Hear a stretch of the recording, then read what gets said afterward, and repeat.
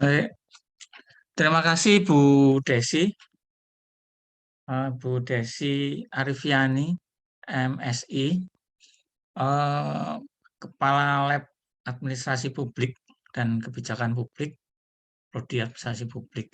Baik, para mahasiswa, Assalamualaikum warahmatullahi wabarakatuh. Waalaikumsalam. Dan selamat siang. Alhamdulillah kita ketemu dalam ruang virtual ini.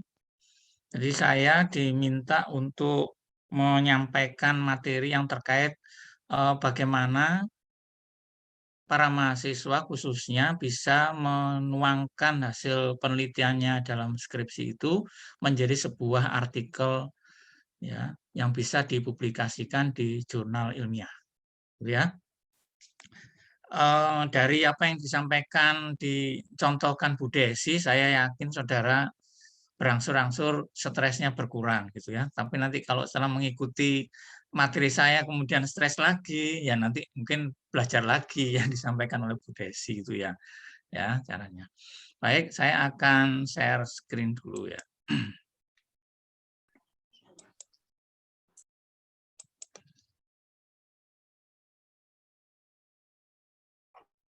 Ya.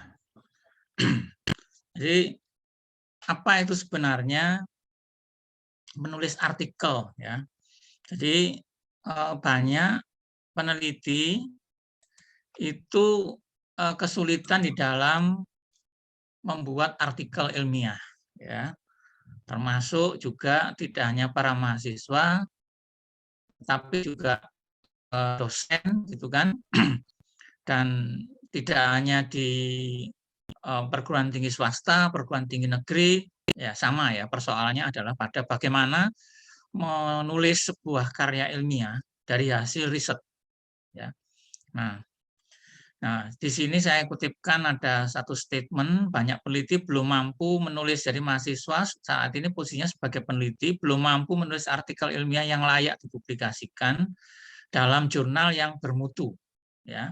Apakah itu jurnal internasional bereputasi yang terindeks Scopus ataupun jurnal nasional yang terindeks Sinta peringkat 1 dan 2. Nah, Sinta ini kemarin mungkin Anda sudah mengikuti materinya Pak Wildan.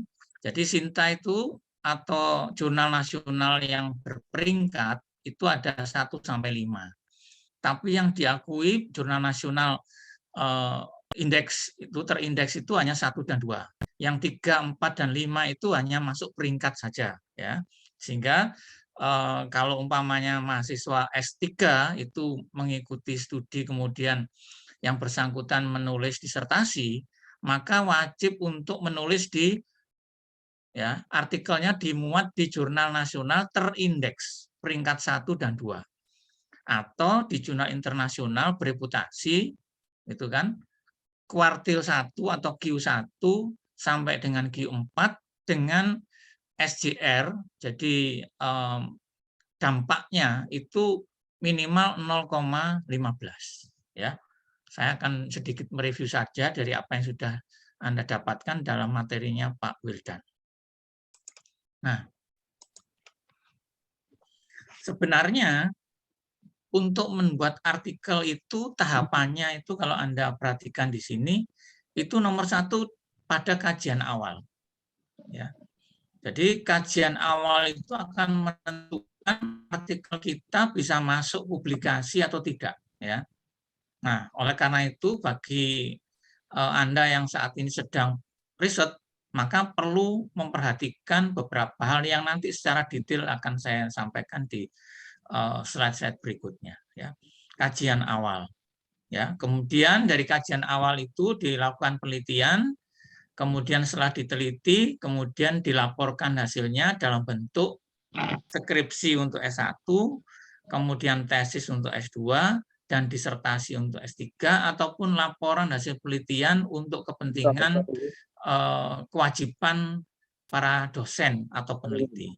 Kemudian dari hasil laporan ini, kemudian dibuat artikel, dan dari artikel dipublish. Ya, seperti itu. Nah, seperti apa sebenarnya yang harus dilakukan, gitu kan? Awalnya hasil penelitian itu ya syaratnya supaya bisa masuk di jurnal, gitu ya. Syaratnya masuk di jurnal ini, artikel itu apakah jurnal nasional, ya, yang punyanya FISIP itu masih jurnal nasional yang ber-ISBN, atau masuk jurnal nasional terindeks, ya, terindeks Sinta. Tadi saya kemukakan Sinta 1 sampai dengan Sinta 5. Sinta 1 itu peringkatnya paling tinggi, Sinta 5 itu paling rendah, ya. Kemudian ada jurnal nasional, jurnal internasional, ya, internasional biasa dan internasional bereputasi. Nah, internasional bereputasi ini adalah internasional yang masuk dalam kuartil 1 sampai dengan 4, ya. Nah, untuk jurnal, ketika Anda mau memasukkan artikel di dalam jurnal, maka dilihat ini tadi peringkat-peringkat ini, ya. Kemudian yang kedua adalah bagaimana kita melihat author guideline-nya, pedoman penulisan. Kemudian kita juga harus melihat tata kelola jurnalnya. Ya, tata kelola jurnal ini dilihat dari sisi editorial board. Jadi jurnal itu apakah pengelolanya itu orang dalam saja 100% atau ada orang luar. Ya, karena jurnal yang baik, jurnal nasional yang baik itu dia ada combine, ya, ada gabungan dari reviewer dari luar dan reviewer dari dalam. Minimal harus ada dari luar. Karena kalau 100% dari dalam, maka dipandang bahwa jurnal itu masih belum objektif, gitu ya. Nah, ini di dalam jurnalnya. Kemudian artikel kita atau manuskrip kita itu dilihat juga dari sisi bahasa Indonesia dan bahasa Inggris, ya. Apakah Anda nanti publikasinya dalam bahasa Inggris ataukah Anda menggunakan bahasa Indonesia, ya. Nah, kalau menggunakan bahasa Indonesia, maka untuk abstrak itu wajib bahasa Inggris, ya, termasuk mulai dari judul atau title, kemudian keyword, gitu kan, itu harus bahasa Inggris, termasuk abstraknya. Kemudian yang kedua, sebelum dimasukkan di jurnal, kita harus ngecek plagiarismenya, ya, tingkat kemiripan. Ya, jadi tidak boleh lebih dari perguruan tinggi tertentu itu membatasi kemiripan itu 15%.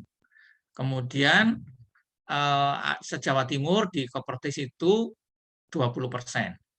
Nah, kemudian yang ketiga, manuskrip atau artikel kita itu ada temuannya, ada kontribusi yang kita berikan, ya, kepada pihak tertentu, ya, apakah itu terkait dengan pengembangan keilmuan ataukah terkait dengan penelitian kita yang lebih teknis atau praktis. Nah, untuk mencapai ini maka hasil penelitian itu harus diperhatikan, bahwa hasil penelitian itu harus memenuhi kaidah substansinya. Jadi substansi dari hasil penelitian itu harus ada. Termasuk adalah sitasi atau rujukan, gitu ya. Nah, itu Anda sudah mempelajari mungkin dari teknik untuk membuat sitasi atau merujuk dari sumber-sumber tertentu, ya. Nah, itu nanti menggunakan Mendeley, ya, secara khusus. Kemudian apa sebenarnya paper ilmiah? Ya, paper ilmiah itu adalah laporan hasil riset yang ditulis dan dipublikasikan oleh satu atau beberapa orang peneliti. Jadi kalau saudara nanti mempublikasikan, maka saudara harus mencantumkan yang ikut mendampingi di dalam penelitian saudara.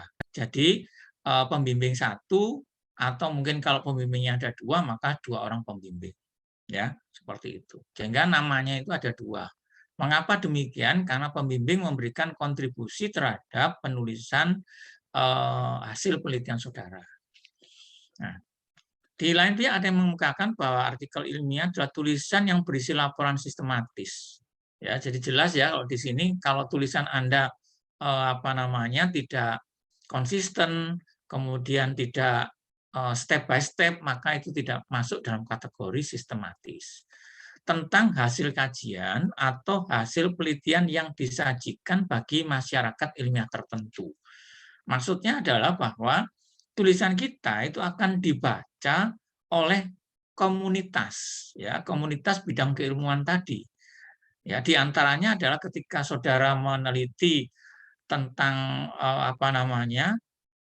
isu tertentu, maka Anda akan mencari rujukan ya atau nanti pada akhirnya mensitasi dari tulisan-tulisan kelompok itu tadi, community itu tadi.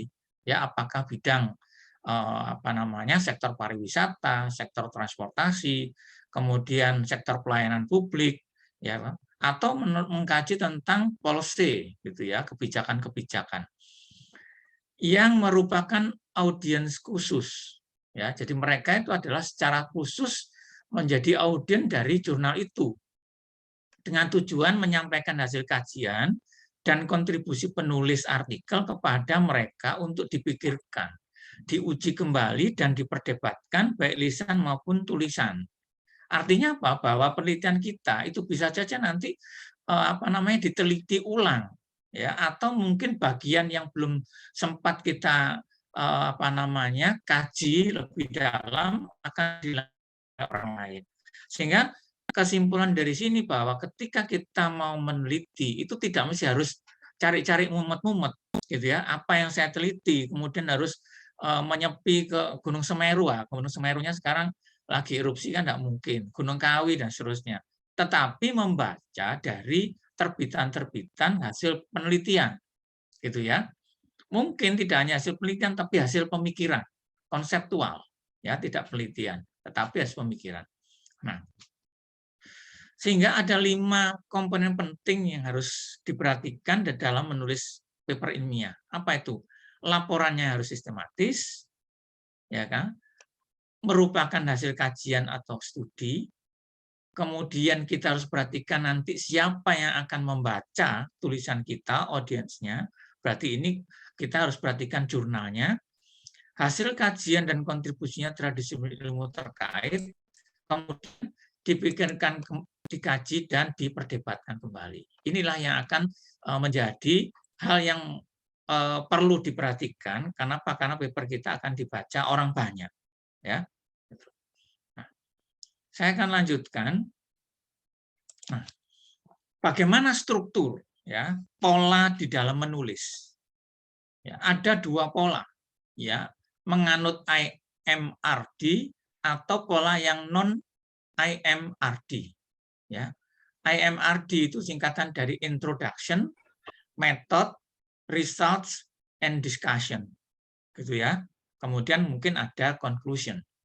Nah, jadi kalau menganut introduction, ada pendahuluan, ada metode penelitian, ada hasil, gitu kan. Kemudian ada discuss-nya dan runut seperti itu. Kalau di Indonesia mungkin ada saran dan seterusnya. Nah, kalau menggunakan pola ini dipakai pada penelitian yang mengandalkan data empirik sebagai bukti, ya, evidence, ya. Sehingga kerap kali pola ini disebut sebagai pola empiris.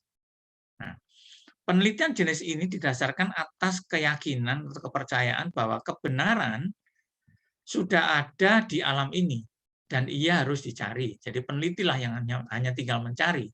Jadi tugas peneliti hanya mencarinya, bukan membangun. Nah, kepercayaan ini sudah banyak dipertanyakan sebenarnya. Ya, kenapa? Karena sejak persiapan, proses pengambilan kesimpulan, aspek subjektivitas dari penulis itu ikut mempengaruhi. Karena itu, penelitian dengan pola ini menggunakan pendekatan kuantitatif. Ya. Nah, sebaliknya, kalau non IMRD, pola itu bersifat bebas. Artinya pola ini tidak terikat dengan struktur ini. Ya, nanti akan saya tunjukkan. Utamanya dalam penulisan subtitle atau sub-sub bahasan di dalam artikel itu. Nah, pola ini umumnya dibangun atas dasar kebenaran yang ditentukan oleh kecenderungan teoritik dari peneliti. Ya, sehingga pola ini lebih bebas dan umumnya juga dipakai di dalam bentuk literatur review, ya, bidang apapun, ya, karena artikel yang bersifat argumentatif. Nah, pola ini umumnya mendasarkan isi artikel yang dapat dibagi berdasarkan urutan. Ya, ini biasanya mahasiswa yang bimbingan saya itu sudah menerapkan ini ya. Pembagian berdasarkan pola urutan tema atau pembagian berdasarkan urutan waktu, atau geografis, atau urutan masalah dengan solusinya. Nah, saya akan tunjukkan bagaimana artikel dengan pola-pola itu. Ya.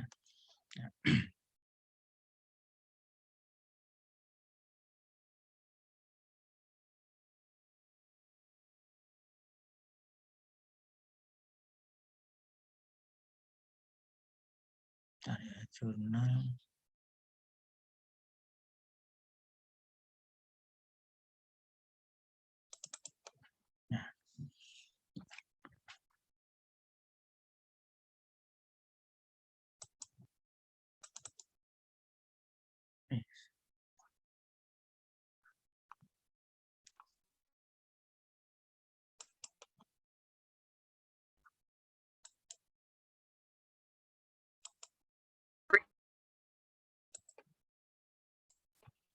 Nah, ini ada contoh, gitu ya. Ada contoh dari tulisan mahasiswa ya. Jadi saya menulis untuk sebuah karya ilmiah ini yang bisa dimasukkan di jurnal internasional bereputasi. Ya, jadi ini sedang proses gitu di salah satu jurnal internasional. Kemudian ini tulisannya Muhammad Mus, ya kebetulan pembimbingnya saya dan Pak Usni. Ya, nah judul aslinya itu adalah collaborative governance, ya collaborative governance dalam pengelolaan makam raja-raja di Astatenggi Kabupaten Sumeneb, ya seperti itu. Nah, supaya judul dari skripsi itu menarik, maka saya rubah judulnya menjadi The Power of Aristocrat in Pilgrim Tourism in Indonesia. Karena dunia itu tidak mengenal Sumeneb, dia tahu Indonesia. Supaya isu yang sifatnya kabupaten itu menjadi isu tingkat nasional. Ya. Nah, judul ini kalau titik 2 itu artinya berarti studi kasus. Jadi kita tidak perlu menulis di dalam abstrak itu studi kasus, ya nggak perlu, karena masyarakat ilmiah sudah tahu bahwa titik 2 itu menunjukkan studi kasus, kolaboratif governance perspektif. Jadi ini penelitian ini adalah sifatnya studi kasus dan kajiannya menggunakan pendekatan kolaboratif governance, gitu ya. Nah seperti itu. Nah saya akan tunjukkan lagi yang lain itu.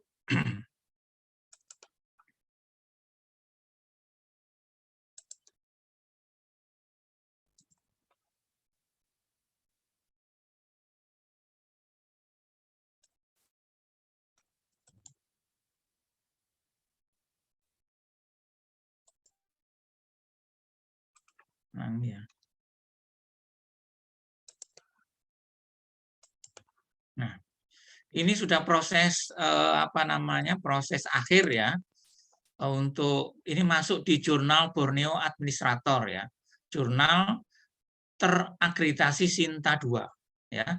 Ini jurnal Borneo. Ini penelitiannya adalah mahasiswa bimbingan saya, Anindya Permatasari, kemudian yang bimbing saya dan Pak Usni. Ya.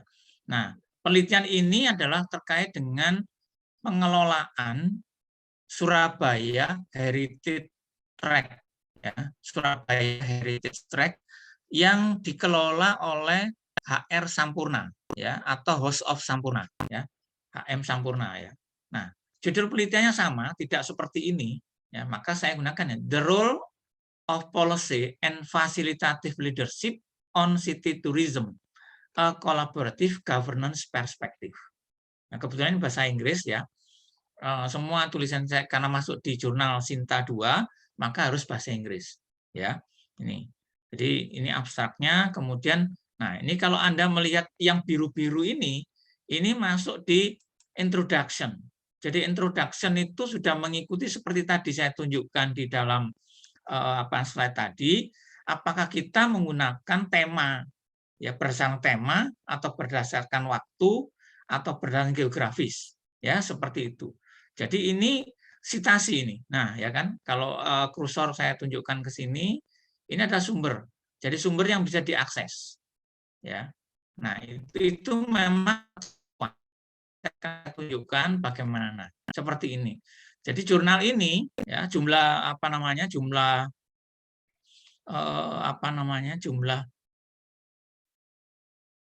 jumlah rujukannya atau jumlah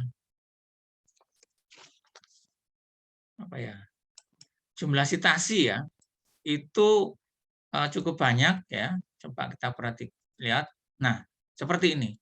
Ini referensinya ada lebih dari 35. Jadi kalau punyanya mahasiswa aslinya, dia tidak sampai sebanyak itu. Tetapi saya mencoba untuk membantu untuk menambahkan supaya artikel ini itu layak masuk di jurnal dengan standar indeks tinggi. Ya, di Indonesia itu indeks citasi atau ulangi yang terindeks di Sinta itu hanya 1 dan 2. Ya, kalau yang 3, 4, 5 itu adalah peringkat. Jadi 1 dan 2. Maka untuk masuk ke sana, itu standar referensinya sudah ada batasannya. Ada yang 20 ke atas. Apalagi kalau masuk jurnal internasional bereputasi, itu sampai ada yang membuat standar 40 sampai 50. Itu minimal. Ya. Nah, ini saya coba share screen yang lain. Ya, itu tadi mahasiswa saya juga ya. Saya coba akan tunjukkan.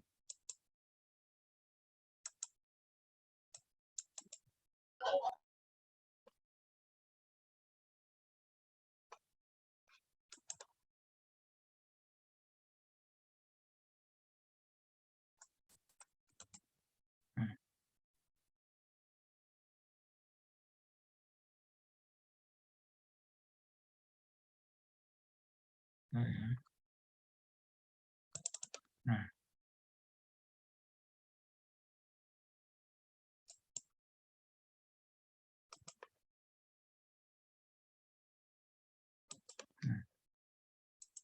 nah, ini artikel saya yang dimuat di Jurnal Internasional Bereputasi. Ya. Ini saya tulis sejak tahun 2019 ya, tahun 2018 baru diterima di jurnal ini, ya, jurnal internasional ini, Administrasi Manajemen Publik, ya, Rumania. Itu ini penelitian saya dari kementerian selama 2 tahun di Pacitan, Wonogiri, Gunung Kidul. Nah, ini publikasinya, gitu ya. Di administrasi itu terbit tahun 2020. Berapa banyak jumlah referensinya, gitu ya. Kita perhatikan ya. Jumlah literatur, gitu. Nah, ini ya. Jadi ada 30 lebih, ya.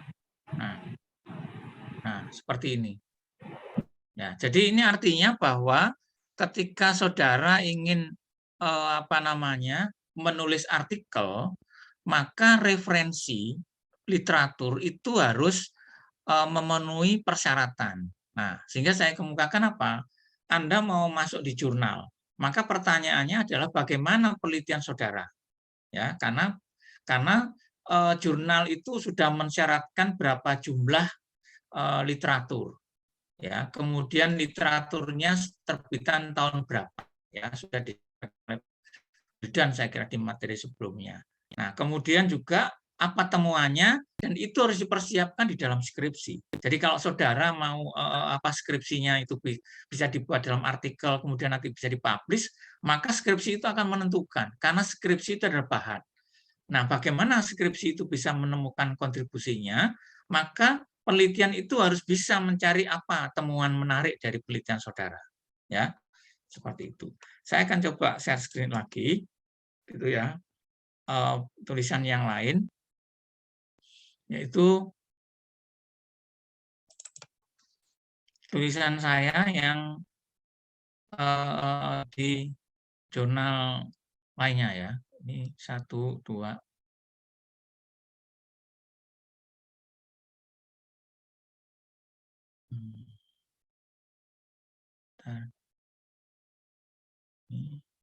Ini ya.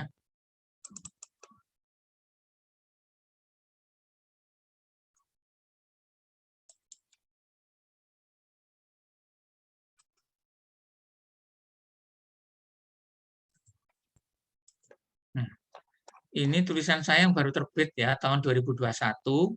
Ini di Academy of Strategic Management Journal.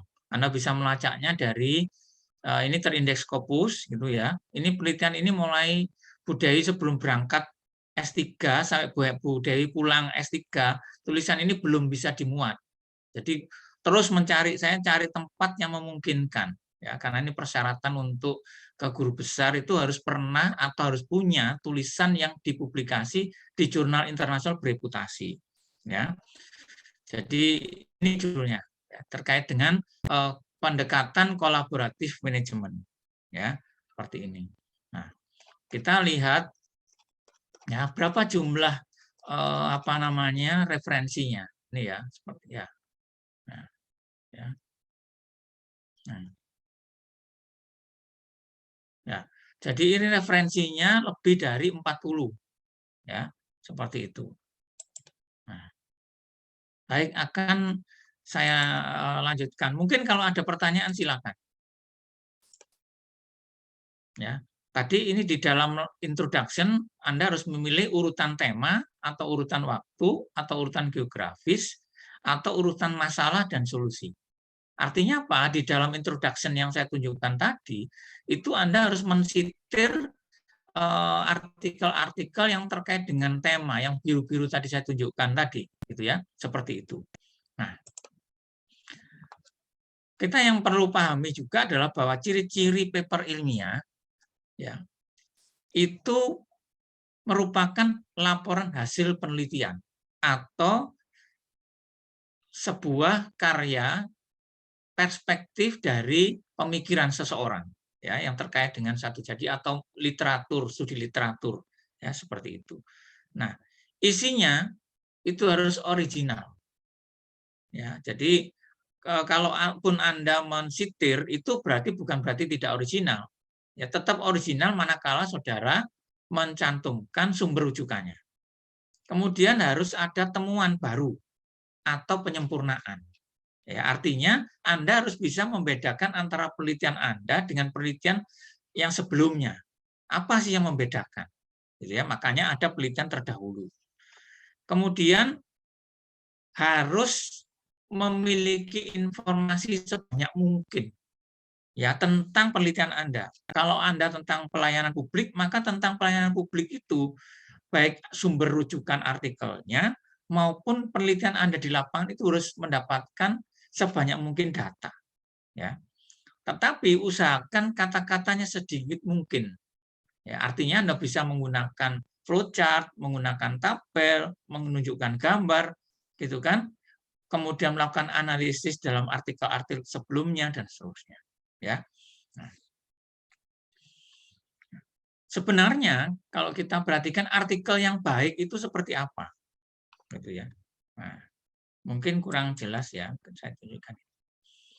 Artikel yang baik ya dari beberapa buku dan publikasi yang saya sarikan ini, title-nya atau judulnya itu 8 sampai 15 kata. Ya. Kecuali kalau Anda mendapatkan jurnal yang title tidak dibatasi. Ya, tetapi hanya dia mengemukakan title-nya itu simple, gitu saja ya. Dan menggambarkan isi tulisan. Gitu. Tapi umumnya seperti ini. Ya, kalau Anda nanti baca, lacak saja ke Google Scholar gitu kan, cari artikel of Agus Subianto, Anda hitung, ya, pasti akan mengikuti aturan ini, artikel-artikel saya, gitu ya, atau artikel yang kebetulan saya bimbing, ya, yang sudah publish. Nah, kemudian abstrak, ya, abstraknya itu antara 150 sampai 250 words. Ya, jadi abstrak itu sudah ada batasan. Jadi kalau Anda memasukkan artikel Anda ke satu jurnal, yang jurnalnya itu membatasi maksimum abstraknya 150, tapi Anda 151, Anda akan ditolak. Ya, kalau internasional ditolak. Tapi kalau nasional mungkin Anda diminta memperbaiki gitu saja. Tapi kalau internasional tidak memenuhi syarat, sudah langsung di-reject. Ya, seperti itu. Terutama jurnal internasional yang baik ya. Kemudian introduction. Ya, di pendahuluan itu sudah ada pembatasan ya sekitar 500 sampai 1000. gitu ya. Kalau Anda buatnya tidak sampai 500, nah itu menjadi dipertanyakan gitu ya. Kenapa? Karena untuk menulis sebuah pengantar yang baik itu dari berbagai kajian itu menunjukkan rata-rata sekitar 500 dan tidak lebih dari 1000 kata. Ya, itu. Kemudian literatur review atau landasan teori ya. Kemudian itu antara 1000 sampai 2000 ya, kata ya. Ini yang batasan yang saya tuliskan ini in English ya. Kalau Indonesia juga tidak jauh berbeda saya kira. Ya. Kemudian material and methods atau metode penelitian. Metode penelitian itu antara 500 sampai 1000. Ya, kemudian hasil antara 500 sampai 1500, kemudian pembahasan atau diskusi, ini hasil, ini pembahasan antara 1000 sampai 1500. Nah, conclusion atau atau disebut orang mengatakan pokoknya summarizes your principal finding. Jadi buat ringkasan dari temuan Anda yang secara prinsip itu apa? Itu menjadi konklusi. Ya, jadi Anda nggak perlu muter-muter mengulang kata dan sebagainya seperti deskripsi Anda.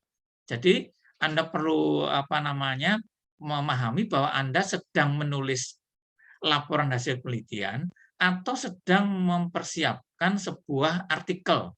Ya, itu berbeda. Ya. Nah, bagaimana gitu ya? Mungkin gimana saya mengecilkan ya. Nah, bagaimana membuat judul? Ya. Nah, judul itu adalah bagian paper yang paling banyak dibaca orang. Jadi orang ketika mau baca jurnal, ya pasti dia mencari judul dulu, ya kan? Judul, kemudian siapa penulisnya, dari mana, gitu kan? Bahkan harus tahu siapa ini orangnya, gitu kan? Kemudian baru baca abstrak, ya. Nah itu. Oleh karenanya judul itu adalah abstraksi tertinggi dari sebuah paper. Dia harus memiliki kemampuan untuk menarik perhatian. Jadi judul itu harus engaging, ya, menjadi orang menjadi tertarik. Sehingga kalau tadi yang saya tunjukkan di contoh-contoh itu nampak bahwa judul dengan skripsi yang saya kemukakan tadi itu beda antara skripsi yang bersangkutan dengan judulnya. Ya. Judul juga harus hemat kata, tetapi cukup menjelaskan. Kata hemat kata itu menunjukkan tadi gimana caranya kalau di artikel, di jurnal itu membatasi judul itu maksimum 8. Gimana coba? Ya, kalau harus 8. Ya. Mungkin silakan mungkin kalau ada yang ingin bertanya.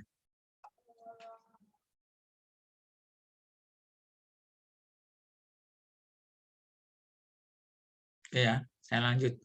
Pembaca harus dapat mengetahui esensi paper hanya dengan membaca judul paper, gitu ya. Jadi kita baca sudah tahu apa sih sebenarnya yang dibahas di dalam paper itu, kemudian pendekatannya apa itu sudah kelihatan di judul, gitu ya. Maka saya tadi tunjukkan gitu bahwa Pak ya ini itu stop screen.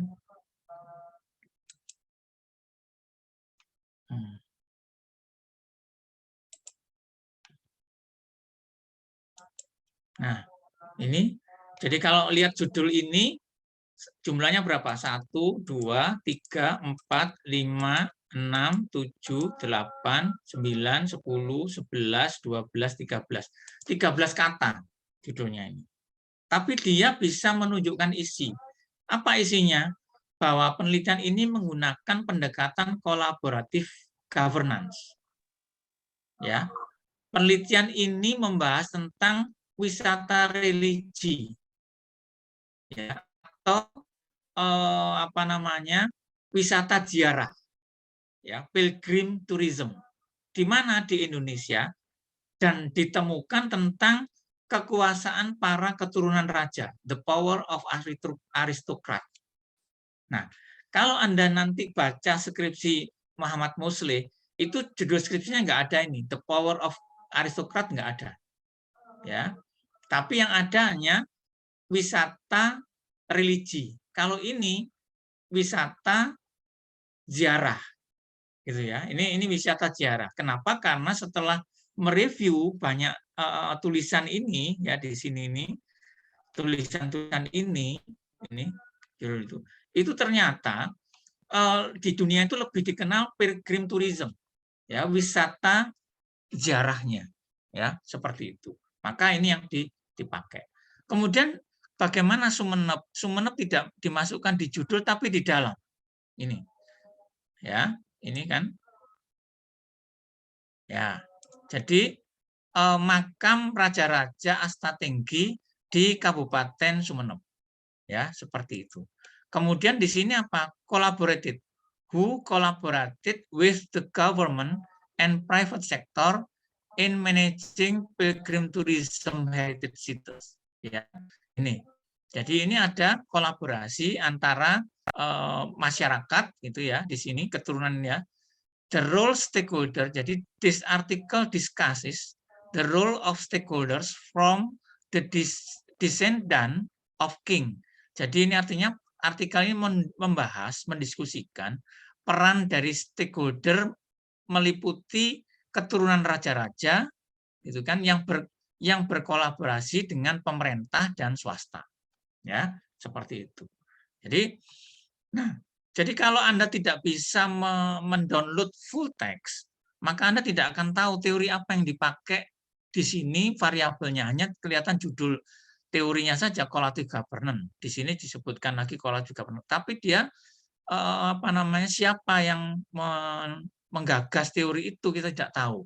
Apa isinya kita tidak tahu kalau kita tidak bisa mendownload keseluruhan isi artikel.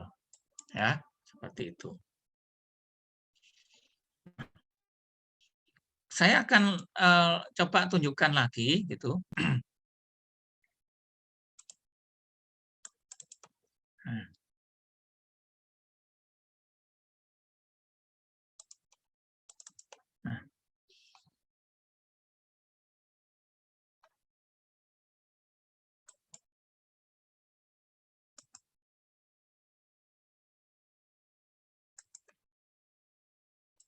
Nah, ini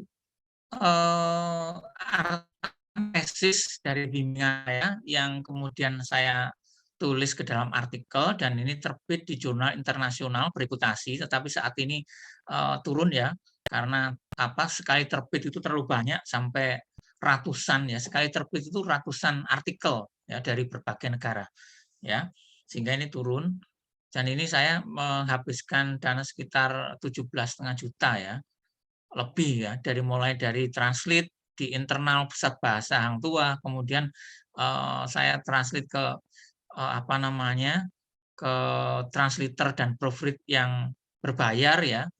Akhirnya ini ketemunya. Jadi terbit di jurnal ini, Anda bisa cari jurnal ini ya. International Journal of Innovation, Creativity and Change ya, volume 12 isu 8 tahun 2020. Nah, ini dari judul ini kelihatan bahwa ini collaborative governance. Ya, kasusnya tentang agrotourism. Ya, jadi penelitian tentang ini penelitian tentang wisata agro ya di Kabupaten Mojokerto. Nah, itu muncul di sini. Nih. Ya, Bumi Mulyo Jati Mojopahit Mojokerto. Ya, jadi kalau Anda ingin penelitian itu ini ada ini ya, village ini. Village tourism Bumi Mulyo Jati Mojokerto. Ini dia hampir seperti dengan rumah coklat atau kampung coklat Blitar ya, tapi ini di apa namanya, di Mojokerto ya. Kakao based agrotourism in the village tourism Bumi Mulyo Jati Mojopahit Mojokerto. Nah, ini penelitiannya dari pegawai Dinas Perkebunan Provinsi Jawa Timur ya, tulisannya bagus, kemudian saya coba benahi, kemudian saya masukkan ini. Ya, judul kalau lihat tesisnya nanti tidak ada the dual role, tidak ada peran ganda.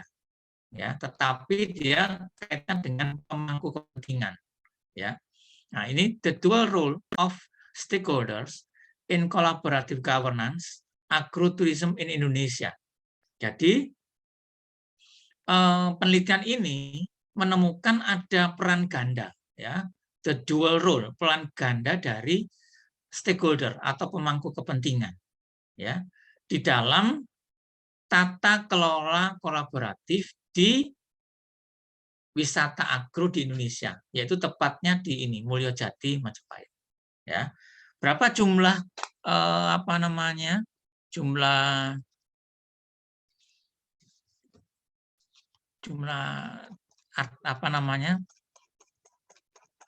rujukan gitu ya.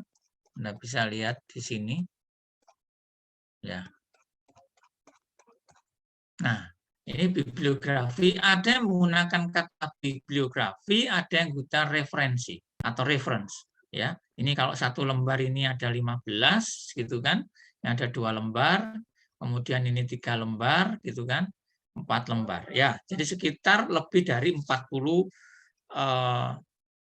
literatur, ya. Itu. Nah, saya akan melanjutkan tadi bagaimana membuat judul tadi, ya. Nah, keempat, pembaca harus dapat mengetahui esensi paper hanya dengan membaca judul paper, dan jika tidak memenuhi ketentuan itu, berarti Anda gagal membuat judul yang terbaik. Ya. Jadi, judul itu harus singkat, kemudian menggambarkan isi dari hasil penelitian kita, gitu kan? Termasuk di dalamnya adalah teori yang dipakai atau temuan dari penelitian kita, ya. Tadi saya tunjukkan perbedaan judul dalam video dengan judul di dalam artikel, ya. Oke.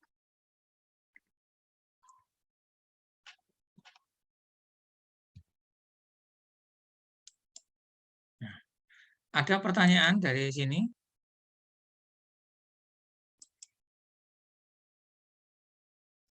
Ya.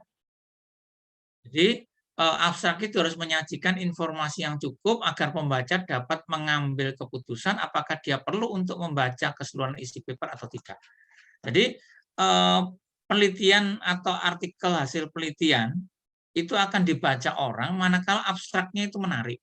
Jadi abstrak itu akan menentukan apakah paper itu nanti dirujuk atau tidak, atau disitasi atau tidak.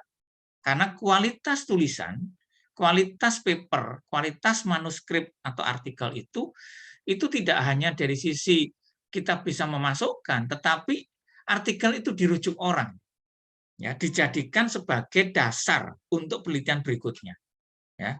Nah, seperti itu. Nah, mana menyusun pendahuluan? Tadi sudah saya perbincangkan panjang lebar terkait dengan abstrak, ya. Mungkin abstrak ada yang masih kurang jelas.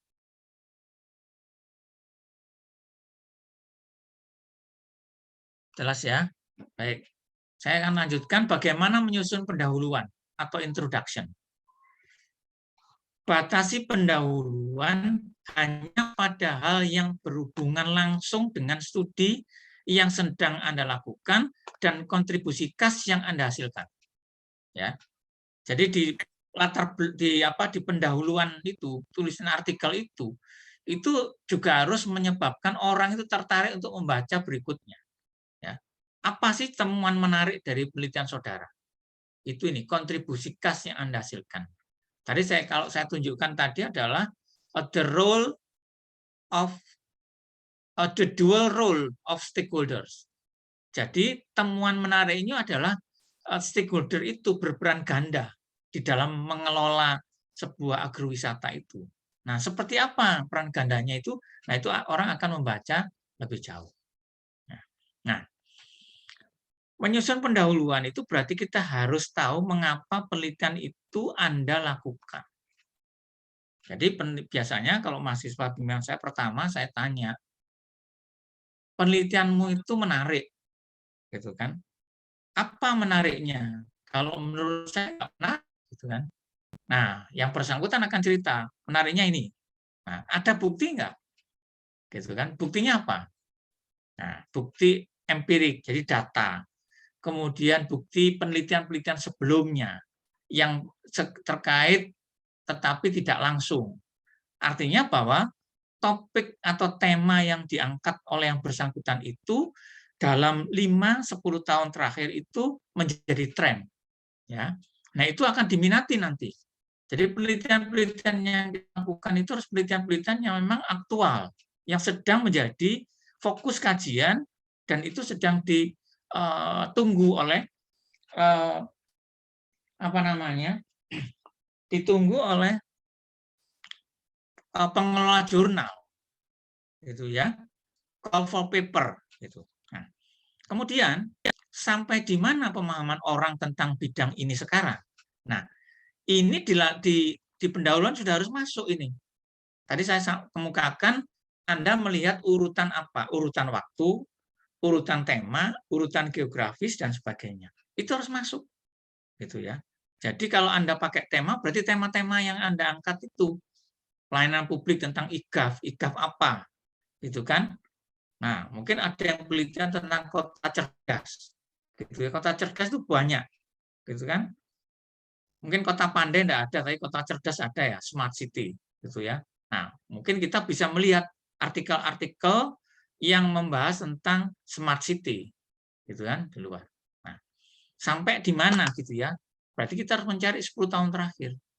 Nah, berdasarkan hasil kajian tadi, apa permasalahan yang masih muncul sehingga pemahaman yang ada saat ini, gitu ya. Artinya kita mencoba melihat dari berbagai penelitian-penelitian yang sudah dilakukan tentang satu isu itu, apa sebenarnya yang belum? Nah, gitu kan? Nah, yang belum dilakukan itu atau kekurangannya tadi dari penelitian terdahulu atau penelitian yang sudah dilakukan itu ada kita membuat asumsi. Ya, itulah yang menyebabkan kita termotivasi untuk mendalami topik itu. Nah, kemudian pada akhirnya apa yang ingin Anda tunjukkan pada membaca? Isu itu terus terkait dengan apanya? Ya, seperti itu. Nah, kemudian yang berikutnya adalah bagaimana menyusun metode. Ya, bagaimana menyusun metode? Nah, metode itu bagian material and method itu memuat eksperimen yang Anda lakukan atau teori yang Anda susun. Jadi kerangka konsep itu ada di metode. Ya, di dalam ini ya, yang saya perbincangkan ini menyusun atau membuat manuskrip artikel ya. Ya, jadi artikelnya. Jadi ada perbedaan sedikit antara laporan hasil penelitian bentuk skripsi, kemudian tesis ataupun disertasi dengan artikel ya, manuskrip. Bagian material dan metode itu memuat eksperimen yang Anda lakukan atau teori yang Anda susun. Ya. Nah, teori yang asli ada di landasan teori kalau di dalam. Tapi teori yang Anda susun itu kerangka konsep yang dimaksud di sini. Ya. Nah, penyajiannya harus jelas dan tepat agar peneliti lain dapat mengulangi, ya bukan mengurangi ya, mengulang pekerjaan Anda dan mendapatkan kesimpulan yang serupa. Ya. Jadi penelitian orang lain itu bisa Anda teliti kembali. Ya. Tidak ada hasil penelitian yang tidak boleh diteliti kembali. Justru kita yang perlu mengkaji ulang. Kira-kira masih benar enggak? Masih up to date enggak? Ya, gitu. Temuan itu masih bisa dipakai enggak? Ya, seperti itu. Nah, kemudian bagaimana menyusun bagian hasil? Ya.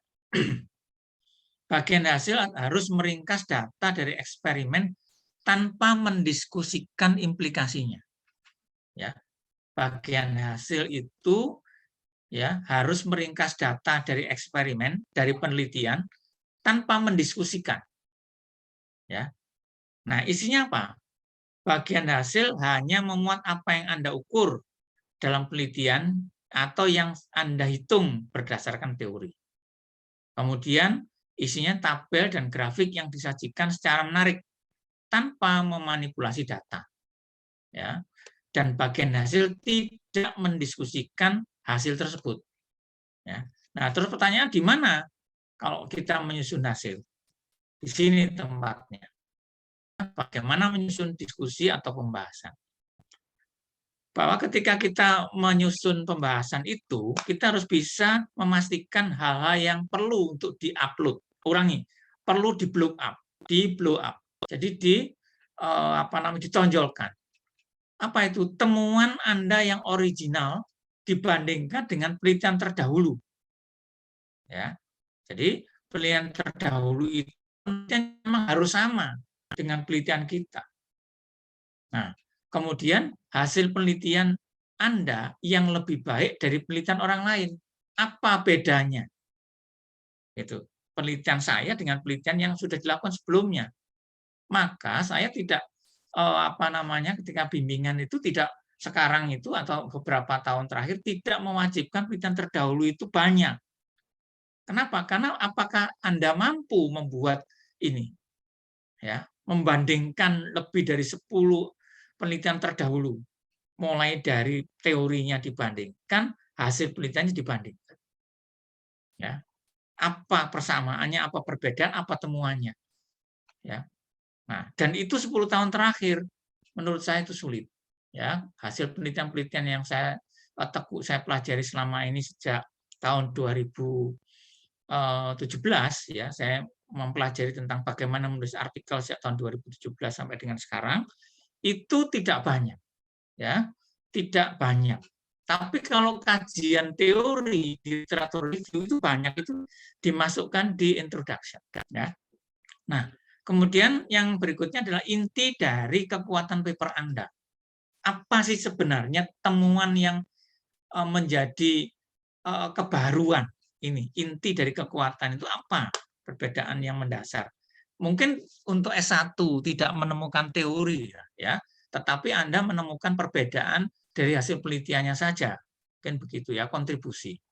Nah, kalau S3 harus, ya, S3 itu wajib. Oleh karena itu, baca paper Anda dan posisikan Anda sebagai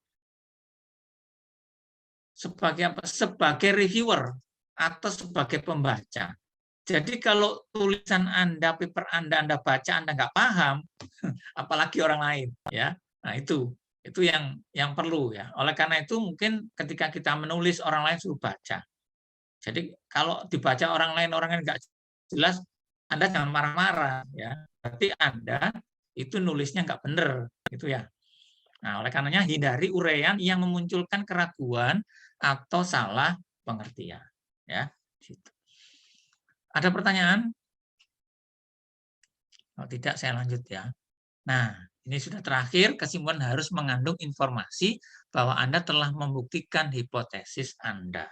Berarti kesimpulan itu harus menjawab rumusan masalah. Jadi kalau di dalam artikel itu bukan rumusan masalah yang muncul, tujuan penelitian.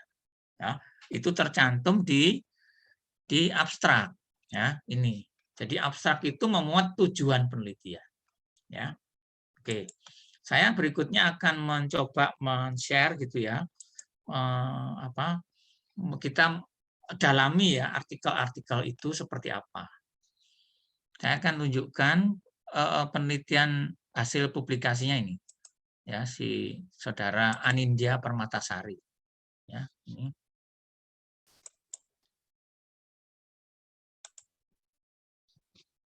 Sudah kelihatan artikelnya? Sudah, Pak. Oh, daftar pustaka, tapi ini mungkin saya stop screen dulu ya. Bentar. Oh, nggak bisa jalan tadi itu.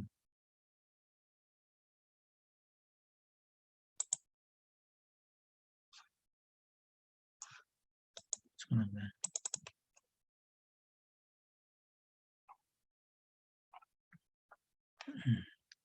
Ya.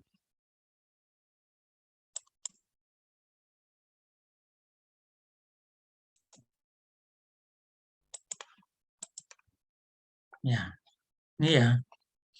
Jadi ini adalah tulisannya si siapa namanya? Oh ini, oh saya akan coba dibuka. Sebentar.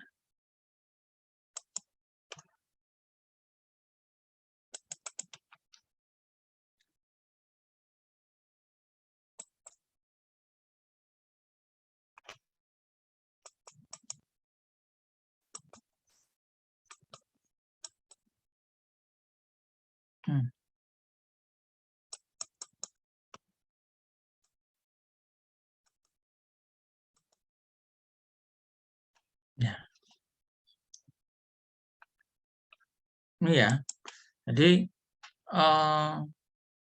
di akhir tulisan, gitu ya,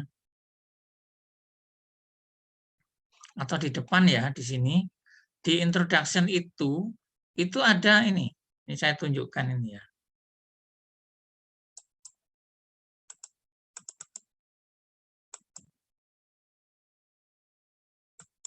Nah, ini sebelum literatur review, ya, sebelum literatur review ini ada tulisan yang terkait penelitian terdahulu, gitu ya. Nah, ini adalah di sini. Jadi tentang ini. City tourism research has attracted a lot of attention. Ada perhatian ya terkait dengan penelitian-penelitian yang terkait dengan apa namanya kolaboratif partnership ya untuk rute gitu kan. Ini jadi McFadden. Ya, ini ada beberapa artinya ini terkait dengan tadi tema. Ya, jadi penelitian-penelitian terkait dengan tema. Nah, kemudian di atas ini gitu kan. Nah, nah ini ya. Surabaya Retrack is city tourism and the activity is conducted by tracking ini ya. Nah, ini menemukan ada beberapa penelitian sebelumnya ya. Rogerson 2014, kemudian Barber ya 2019 dan Avianto 2020.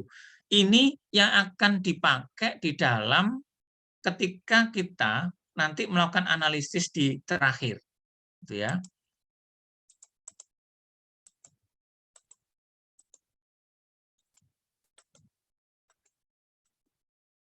Nah, ya, teori-teori itu masuk di dalam kajian terakhir ini, ya ini. The finding ini temuan dari studi ini menggunakan pendekatan kolaboratif governance dari Ansel dan Guest, gitu kan? Ya, menemukan ya seperti ini. Nah, ini itu ada di sini, ya, yang terkait dengan kolaborasi. Jadi temuannya si Petrova Histrov ya, Christoph ya tahun 2014. Timothy tahun 2003. Kemudian 2017, kemudian Timothy tahun 2015, kemudian Matoga 2018 ya, seperti itu. Nah, jadi sebelum Anda membuat kesimpulan di sini, Anda harus melakukan ini. The Result of Collaborative Analysis dari Petrova Histrov, Matoga, dan Jolive ya tahun 2016. Nah, ini di sini pengupasannya. Ya, apa perbedaan penelitian kita dengan penelitian 3 ini? Kalau ketemunya 10, Anda di sini harus membuat 10. Gitu loh. Ya. Nah, di sini kita hanya 3 temuannya, tapi sama persis. Ya, penelitiannya Petrova Bistrov, kemudian Matoga Slavka gitu kan, maupun Jolive itu penelitiannya sama dan kaitannya dengan teori yang sama, collaborative governance. Ini collaborative governance. Sama semua. Ini partnership gitu ya, seperti itu. Nah, oke. Nah, ada pertanyaan?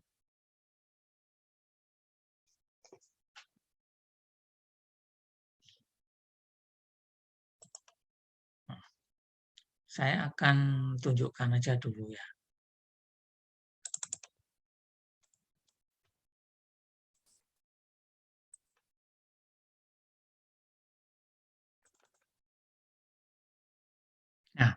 Bagaimana cara menulis ya sesuai dengan artikel, sesuai dengan jurnal.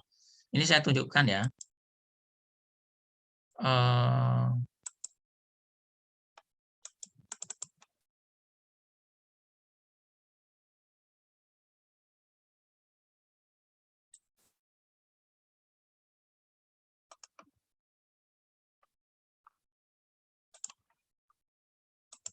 Nah, ini kalau Anda ingin memasukkan sebuah tulisan, maka Anda harus mengikuti ini, paper submission guide. Ya, jadi ada petunjuk yang diberikan untuk mengirim sebuah paper di jurnal itu, ya, atau author guideline. Ya, jadi ini disebutkan secara umum bahasa, gitu ya. Ini, ya. Tadi kan saya kemukakan berapa panjang tulisan. Dia sudah menyebut papers between 3000 and 80 words are preferred. Jadi kalau Anda mengirimnya 8001 langsung di reject. Karena by system. Sistem itu sudah sudah sedemikian rupa dipersiapkan bahwa ketika kita submission tapi tidak sesuai dengan standar, otomatis langsung di reject. Ya. 3.000 mungkin kalau 3.000 kita bisa, tapi kalau untuk 8.000 itu persoalan. Maka tadi saya tunjukkan paper itu sedikit banyak untuk yang baik itu mengikuti beberapa catatan dari saya tadi, ya itu. Nah, title gini ya, ini dia tidak membatasi, taruhlah begitu ya, membatasi enggak? Oh dia membuat batasan, ya. Title itu tidak lebih dari more than gitu ya. 12 words. Ya, tidak boleh lebih dari 12 kata. Jadi kalau Anda 8, kalau Anda 14, jadi kalau 14 ya apa caranya jadi 12. Tadi saya tunjukkan. Sumenep nggak saya munculkan, tapi saya masukkan di caranya itu dimasukkan di abstrak. Maka Indonesia yang saya tunjukkan. Itu, tapi di dalamnya muncul. Gitu. Kemudian ini afiliasi oke. Ya, ini contoh caranya kan seperti itu, gitu kan. Kemudian ini ketentuannya menulis ya. Untuk abstrak, keyword, heading, reference itu menggunakan Times New Roman ukuran 10 ya. Jadi ini sudah ada. Tapi nanti kalau Anda pakai yang lain nanti bisa yang lain. Coba perhatikan ya. Headingnya 10 ya, dan seterusnya dan seterusnya. Keyword itu dia menyebutkan maksimum 10. Ya. Urut ya, abjad. Ya. Jadi kalau enggak urut gitu ya nulisnya, umpamanya collaborative governance, terus kemudian ini adalah valid tourism dibalik, maka kembalikan. Ya. Abstraknya 150 sampai 250 ini disebutkan. Jadi sebelum kita kirim, maka kita harus baca ini dulu. Ya, disebutkan di sini. Ya. Ada ketentuannya 10 tahun terakhir gitu kan. Nah.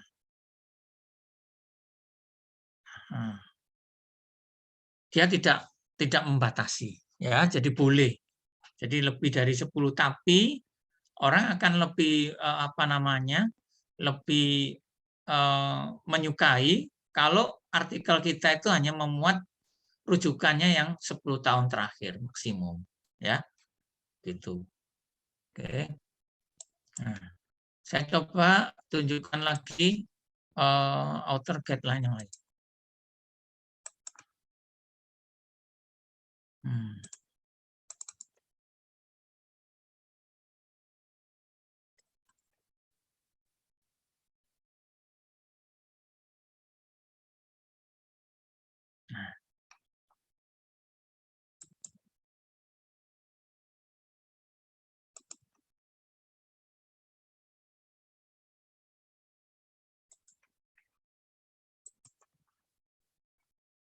Oh, ini yang tadi ya. yang tadi ya.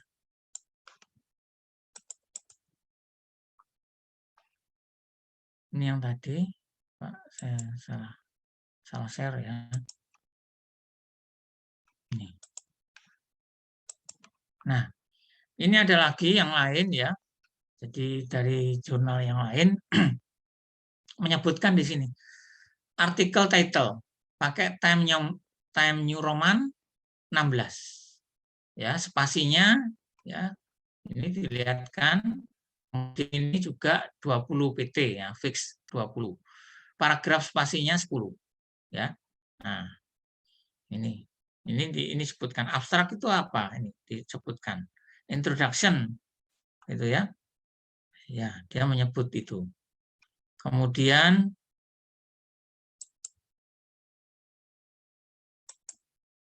nah, ini dia sudah memberikan contoh cara membuat ya, isinya seperti apa. Itu ada ya yang seperti ini. Ya. Discussion. Nah, ini gitu. Ya. Oke. Bagaimana yang Indonesia? Saya coba tunjukkan yang Indonesia.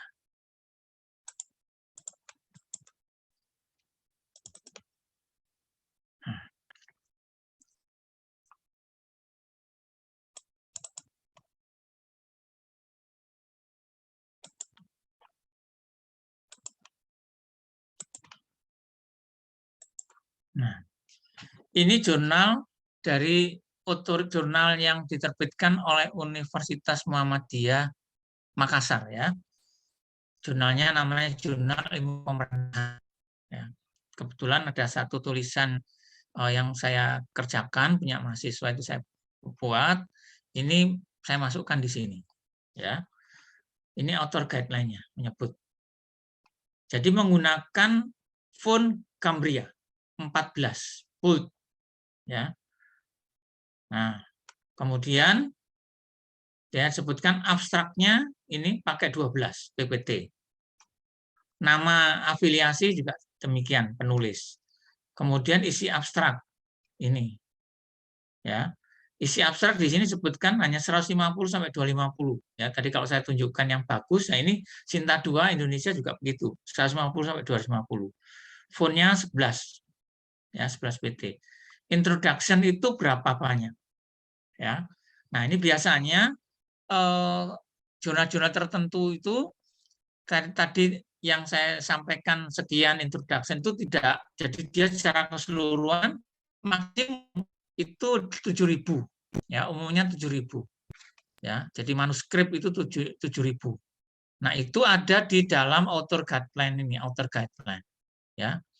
Nah, ini seperti ini, introduction, kemudian research methods, dan ini semua kita ngikutin ini ya, bahasa Inggris yang ini, research methods, research and discussion, conclusion, dan seterusnya ya, seperti itu. Nah. Kemudian tunjukkan lagi mana yang apa namanya. Nah, ini yang tulisan mahasiswa bisnis kemarin yang sudah terbit ya, sudah terbit di Jurnal Nasional Sinta 3 ya.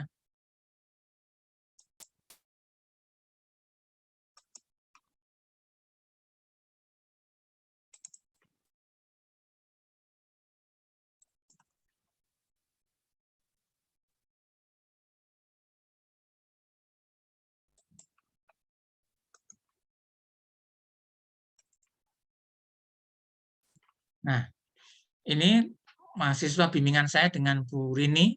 Jadi ini mahasiswa administrasi bisnis ya, namanya Vika Anjani, sudah dipublikasikan ini ya pada terbitan September 2021 ya.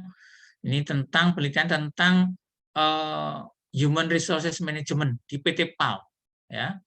Ini yang bersangkutan sesuai saya minta begini, dia coba ayo kamu ambil cari artikel-artikelnya masuk. Nah, ini gitu ya. Anda perhatikan di sini ya. Nah, ini termasuk apa namanya hasil wawancara dan seterusnya ya. Gitu. Nah,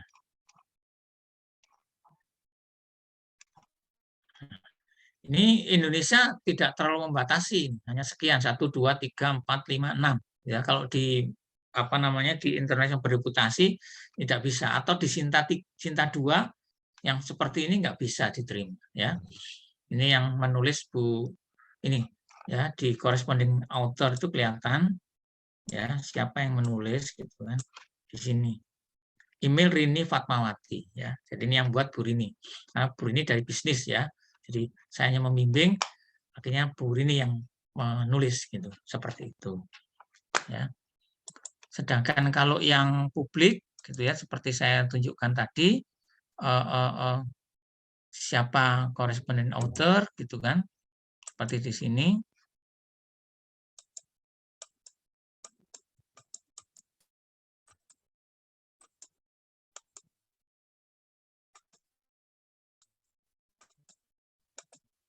Nah, di sini kelihatan ya. Ini apa namanya? Nanti kalau sudah terbit ya kelihatan siapa anunya, koresponden authornya ya. Ini koresponden authornya saya gitu ya. Itu. Ini mahasiswa S1 publik ini ya. Oke. Ya. Silakan waktunya ini cukup masih cukup untuk Anda menanyakan lebih jauh tentang teknik menulis artikel ya. Silakan.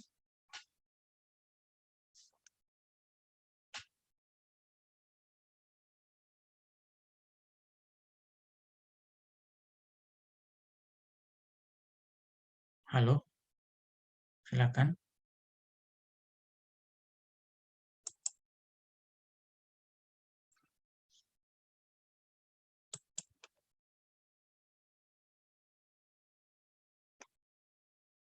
Ya.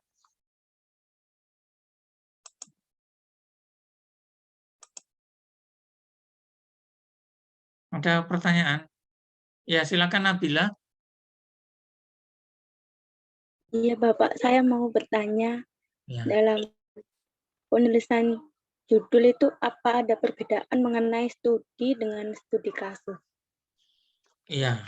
Jadi kalau di dalam judul artikel itu hilang itu. Studi maupun studi kasus itu hilang. Ya. Jadi nggak perlu. Jadi hanya titik 2 gitu saja cukup. Ya. Yang seperti tadi saya contohkan itu ya. Semua itu bimbingan saya itu studi kasus. Ya. Tetapi tidak perlu ditulis di sini ya. Seperti ini ya, tulisannya si apa? Penelitiannya Anindya itu skripsinya ini tidak ada studi kasus, padahal di situ dia studi pada host of Sampurna, jadi tidak muncul, nggak perlu itu, karena itu tidak penting. Nah, coba kita lihat ya, kalau karena tadi itu kan tulisan saya semua atau tulisan mahasiswa saya yang saya kembangkan, coba kita lihat ya penelitian luar seperti apa. Ya, oke.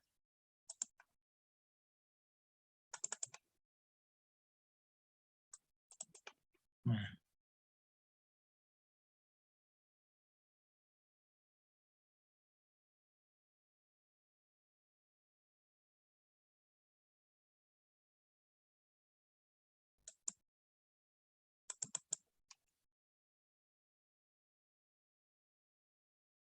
ini kelihatan belum?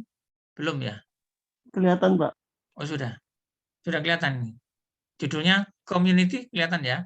Oh, masih belum, Pak. Masih yang file-filenya aja, Pak. Oh ya, ya. Jadi kayak saya tunjukkan ini ya. Nah, ini jurnal terbitan 2019 ya. Dari luar ini ya. Jurnal internasional bereputasi. Ini tentang pengembangan bagaimana desain pengembangan dari kawasan heritage ya, situs cagar budaya di ini the case of Bursa. Jadi bisa aja yang penting titik 2. Ya, the case boleh. Kalau memang Anda mau memang menonjolkan kasusnya, boleh seperti ini, the case of Bursa. Jadi kasus di kota Bursa, Turki. Itu ya. Ini. Tapi ini terkait dengan bagaimana mengembangkan ya desain, urban design ya, seperti ini. Ya. Nah, Ini materials and methods gitu kan. Riset desain. Nah, ini gambarnya. Jadi bagaimana seperti kalau Anda lihat tadi yang penelitian yang mahasiswa saya di Sumeneb, saya minta tunjukkan potret. Kalau orang luar mau ngecek di mana sih lokasinya, itu ada ya seperti ini. Ya. Nah, yang ini ada discussion and recommendation ya. Nah, masuk di, nah ini referensinya seperti ini. Nah, ya banyak sekali kan literaturnya. Nah, silakan ada pertanyaan. Nah, jadi kalau mau dipakai boleh saja, tetapi umumnya banyak tidak dipakai. Tapi nggak apa-apa. Kalau Anda mau pakai ya berarti tunjuknya di sini. The case-nya itu di sini. Titik 2 itu di kasus gitu ya. The case of bursa. Gitu. Oke.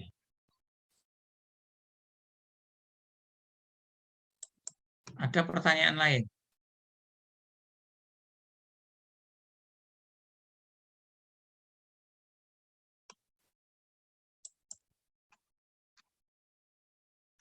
Nah, saya akan tunjukkan lagi.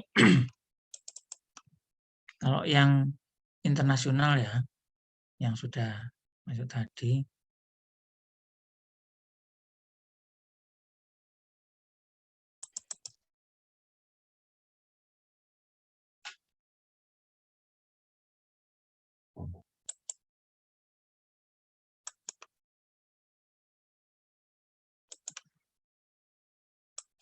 Nah, ini ada contoh yang tulisan yang tentang bagaimana terkait dengan penelitian terbaru gitu ya tentang kebijakan ya, kebijakan kesehatan ya ini monitoring jadi implementasi di impact of movement ya ini memonitor dampak ya, penelitian kebijakan ya of movement control order in flattening the cumulative daily kasus ini kasus ya ini tentang kurva tadi di Malaysia gitu ya ini nah seperti ini jadi ini judulnya tadi yang Anda tanyakan tentang kasus bisa jadi masuk di sini tetapi yang penting jadi intinya yang penting bagaimana tulisan kita itu menarik bagi si pengelola jurnal atau editorial board ya nah ini terbit tahun 2021 ya artikel baru ini ya seperti apa itu data tadi ini berapa banyak referensinya coba dilihat seperti ini nah jadi paling enggak sekitar 25-30 itu minimal sudah 30-an itu ya tapi yang itu akan bagus kenapa karena dia apa namanya rujukannya jelas di sini akan banyak kita lihat di sini lihat yang biru-biru ini ya ini introduction jadi ketika dia menyampaikan di awal itu banyak ini yang biru-biru ini bisa diklik untuk mencari sumbernya dari mana ya seperti itu ini itu ada di sini di latar belakang kemudian nanti di literatur review itu muncul lagi itu ya ini di terakhir gitu ya oke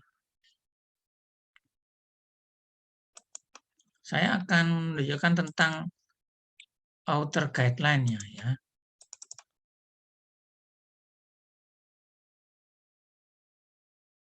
author guideline-nya Muhammadiyah tadi ini ada lagi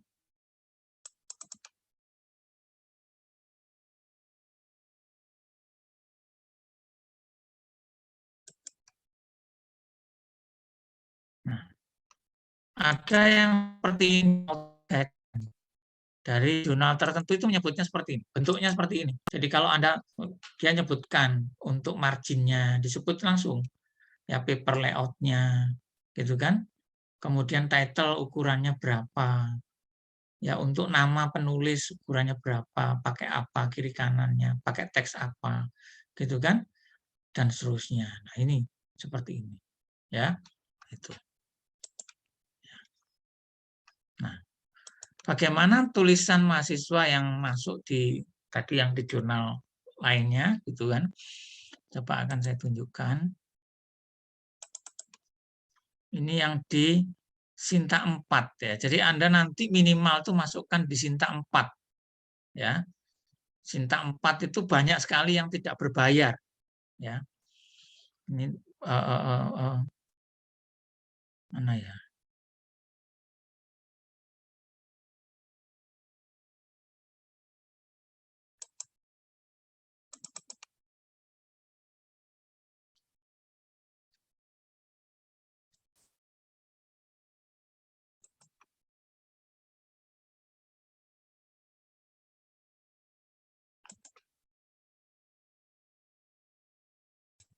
Nah, ini ini yang nulis mahasiswa sendiri ya.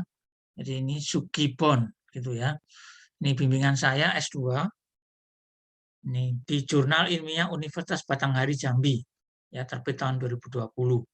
Ya, ini mahasiswa S2, kajiannya tentang ini. Tapi kalau menurut saya ini kenapa dia bisa masuk Sinta 4? Mas Sinta 4 itu ketentuannya tidak terlalu strict ya. Jadi bisa masuk Anda masuk sini tuh Pak. Ini judulnya sama persis dengan judulnya yang ada di tesisnya. Harusnya tidak demikian ya, seperti saya tunjukkan tadi. Ini tidak pernah konsultasi, pokoknya sudah Pak, saya nanti anukan seperti itulah. Sini ya. Ini masuk di Jurnal Indonesia Sinta 4 ya. Ini Anda bisa buka itu. Kemarin di materi yang Pak Wildan saya kira itu bagaimana membedah jurnal ya. Bagaimana memasukkan jurnal apa yang mau kita lihat, mana jurnalnya seperti itu. Ya. Ini. Nah, jadi ini.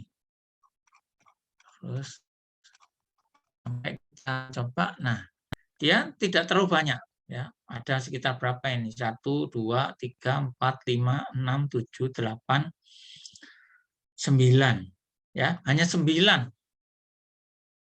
ya, hanya 9 rujukan. Tapi kalau Anda mungkin karena kalau ini kan orang kerja yang mungkin dia agak sulit waktu membaca, kalau saudara paling tidak sekitar 15 ke atas ya, karena Anda kan tidak bekerja ya, itu bisa, atau masih fresh graduate gitu ya, masih muda, bisa isikan waktu untuk cek itu. Ya, silakan ada pertanyaan lain, saudara, ada yang menanyakan?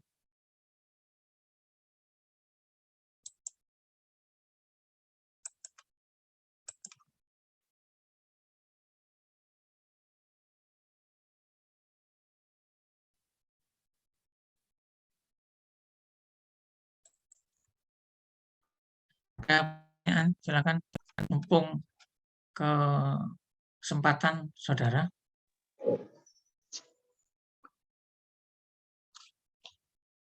Silakan. Apa kesulitannya?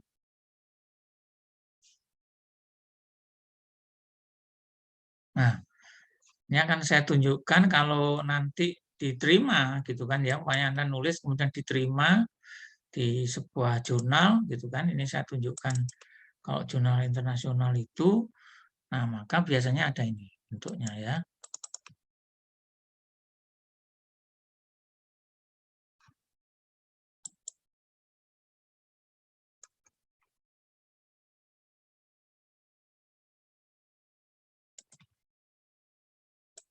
Nah, ini kalau diterima ya, itu pasti ada surat jawaban LOE ya, namanya LOE. Itu letter of acceptance, ini disebutkan ya. Penulisnya ini gitu kan. Tuh, ini emailnya siapa ini? Ini emailnya Agus Subianto. Berarti ini yang menulis gitu ya. Bukan ini. Ini yang meneliti ya. Tesisnya dia, tapi artikelnya saya yang buat. Ini makanya di sini Agus Subianto. Ya, seperti itu. Ini masuk di jurnal kuartil 3 ya, International Journal of Innovation, Creativity and Change gitu ya. Ini Scopus ya, masuk di Scopus. Ini ada surat penerimaannya ya, seperti itu. Baik, ada pertanyaan?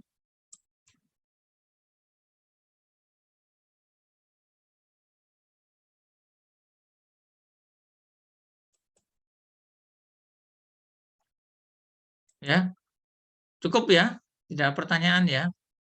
Baik, kalau tidak ada pertanyaan, saya akan akhiri gitu ya. Untuk materi ini, mudah-mudahan apa yang saya sampaikan bermanfaat buat saudara yang sekarang sedang menulis, baik menulis skripsi maupun menulis proposal, yang nantinya wajib untuk dipublikasikan. Ya, gitu ya. Ya, baik, saya akhiri. Terima kasih. Selamat sore. Assalamualaikum warahmatullahi wabarakatuh.